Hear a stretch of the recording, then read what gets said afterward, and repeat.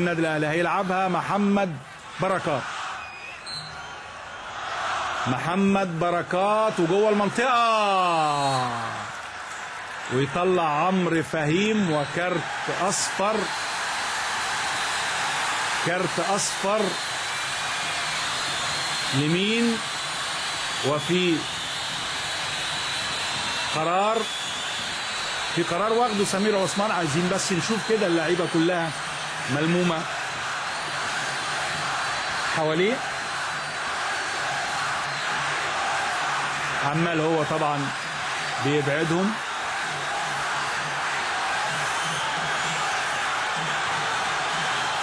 وكارت تاني احمد عبد الظاهر وعمرو فهيم.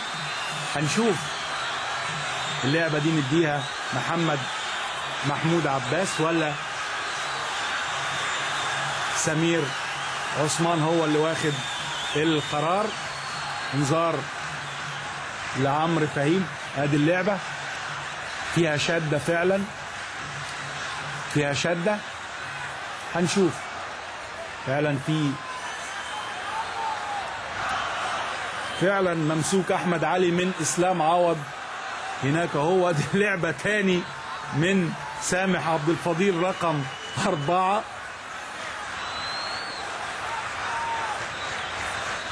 لحد دلوقتي طبعا مش عارفين نشوف يعني سمير عثمان القرار مدي ايه. هل مدي ضربة جزاء ولا مدي ايه؟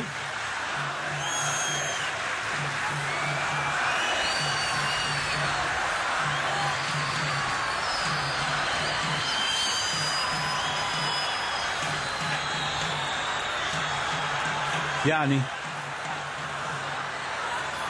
شكلها كده طبعا ضربة جزاء للنادي الاهلي ولا ايه؟ هنشوف.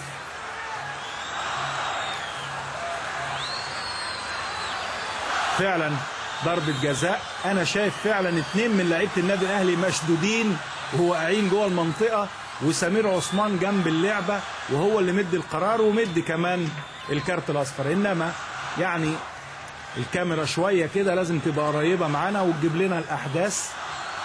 ضربة جزاء للنادي الاهلي.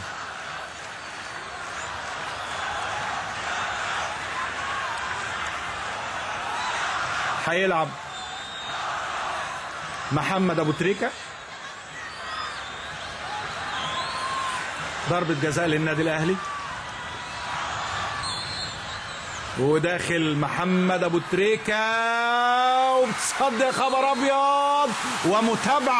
ومتابعة انما لغى سمير عثمان، لغى وادى تسلل، ادى اوفسايد، ضربة حرة غير مباشرة. سمير عثمان. المباراة اصبحت على صفيح ساخن.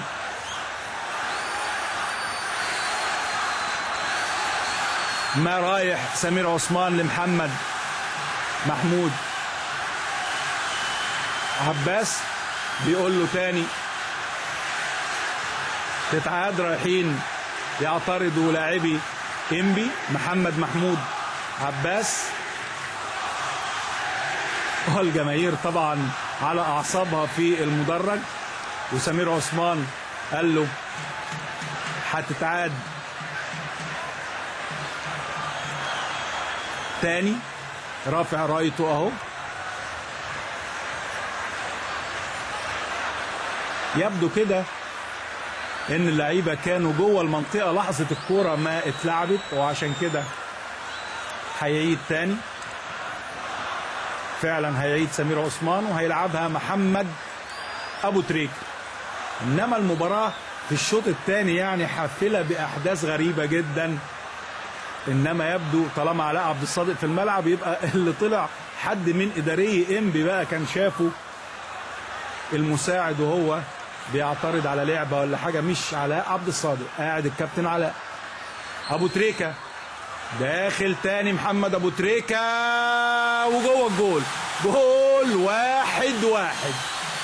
1-1. هدف التعادل في الدقيقة 20 من احداث الشوط الثاني.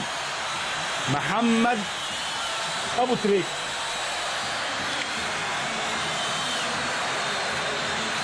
محمد ابو تريكة هدف التعادل.